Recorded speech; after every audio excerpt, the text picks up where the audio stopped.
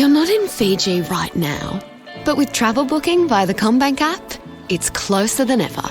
Get flights from just $649 with the flyaway sale. Book now. Offer ends March 31st, 2025. Search travel booking in the CommBank app today. Another coconut, sir?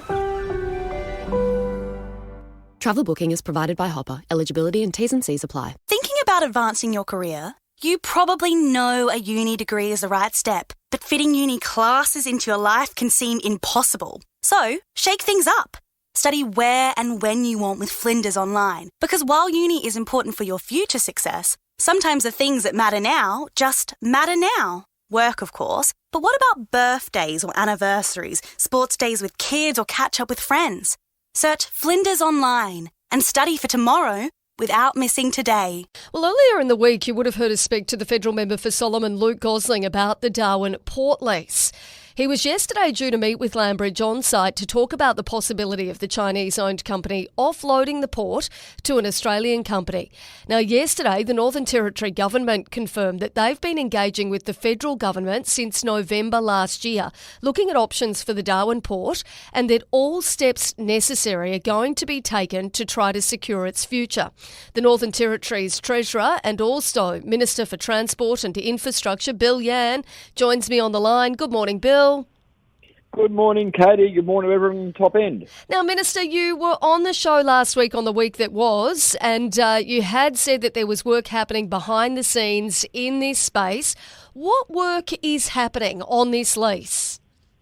Yeah, well, look, it stems right back to November, Katie. Look, there was a financial report put out from the port, and it showed an anomaly as far as their finances went. So we started doing some work and requesting information from Landbridge way back in November. And from that, I had meetings with the federal government, as I said, on radio last week, in early December with Catherine King, and we met with people from Treasury in Canberra as well. So we've been doing some work around what those issues with the finances of the port were way back then, and we've been working through it with that due diligence since that point in time, and that sort of culminated in there's a meeting happening tomorrow in Canberra, and this was organised a number of weeks ago, just to finalise what some of those things are, and then formulate a decision, I suppose, and a position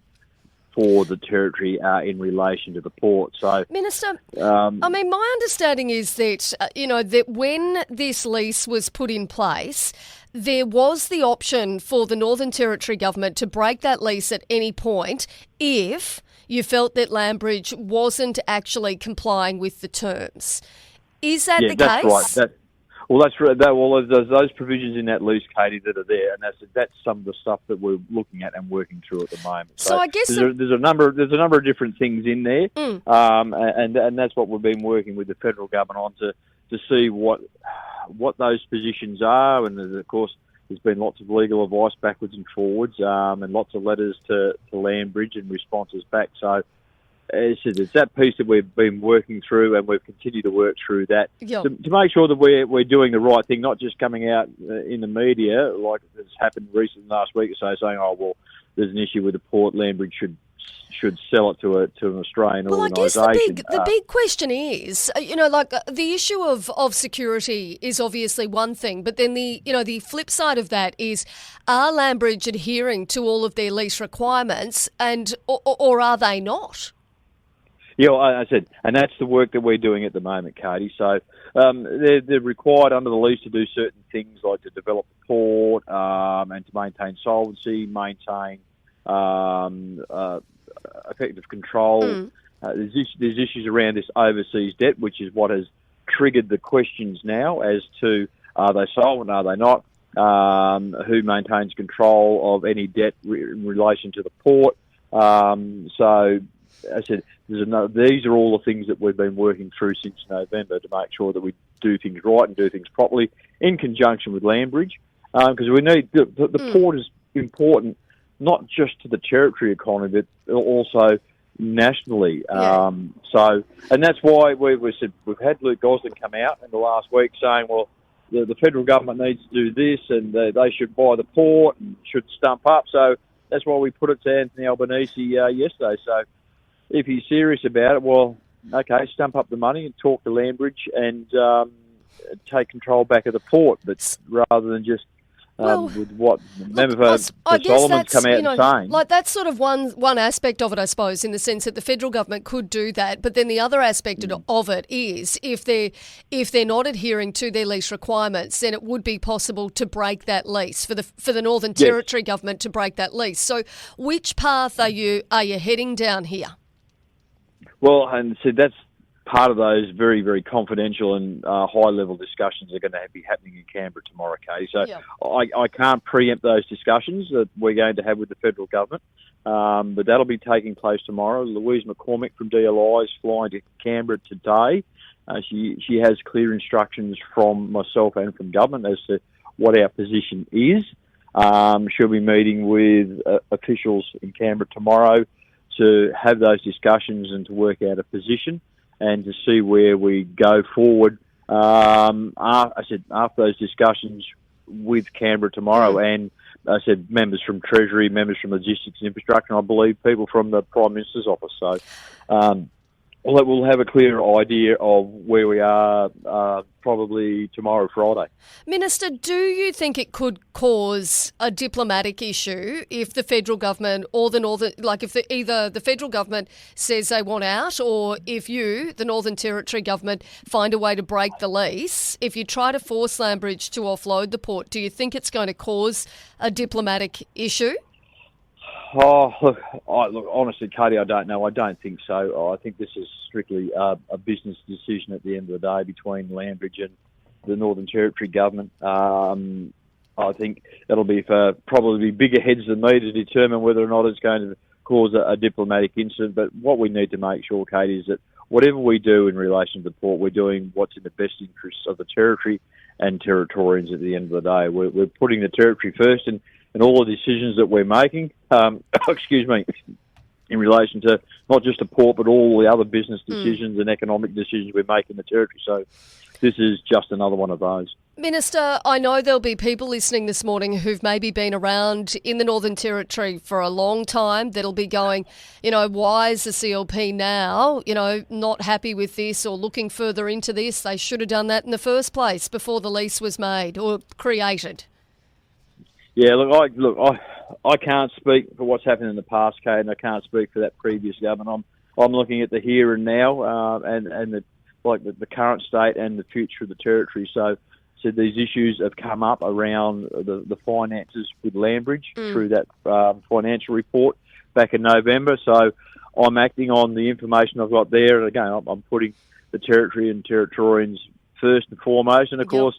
The national security also becomes a part of that when you look at the current state of play internationally.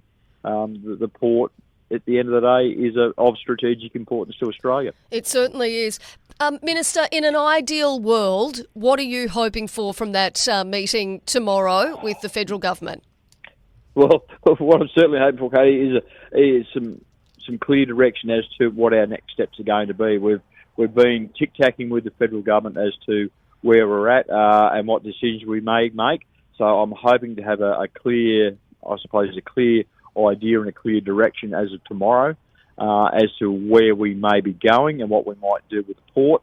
So that's my ultimate hope. And whatever decision that comes out from those meetings and in discussions with Louise and myself and, of course, the Chief Minister and the rest of Cabinet, then we'll be able to let everybody know once that's done. I mean, is it a bit cheeky of the CLP government, though, now to put this on the federal government when the reality of it is if there is a situation where Landbridge aren't upholding all the requirements of their lease, you guys can actually break that lease now?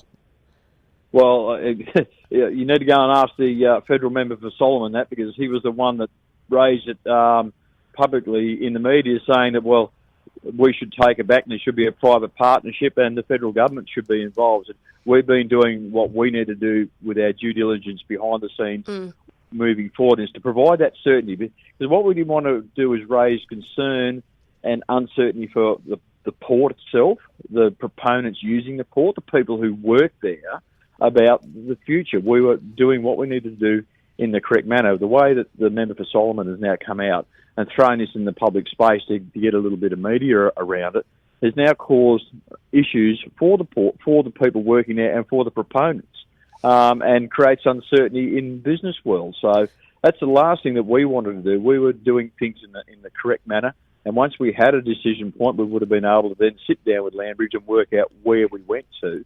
And now the member for Solomon's just thrown it out in the public space and thrown it out in the media and has created a problem that didn't need to be there at the end of the day. But they said he's the one that said federal involvement. We were working with the federal government to get assistance with legal advice and other bits and pieces, stuff that was a little bit probably beyond us here in the Territory, that they have more capacity. Yep. And that was the work that we were doing with them. And we spoke to the federal government about assistance should something happen. Yep. And we weren't able to cover everything in the first instance. Would the federal government step in and help us out? And they gave us that commitment that they would.